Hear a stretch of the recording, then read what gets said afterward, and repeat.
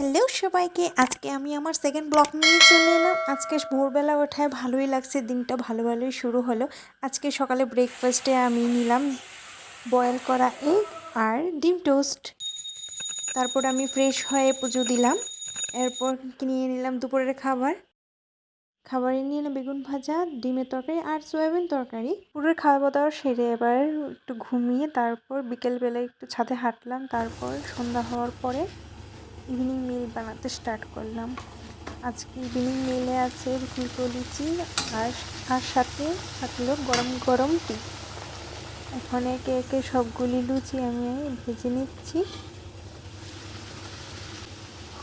আমার ভাজা হয়ে গেলে তারপর আমি চাটা বানানো স্টার্ট করলাম।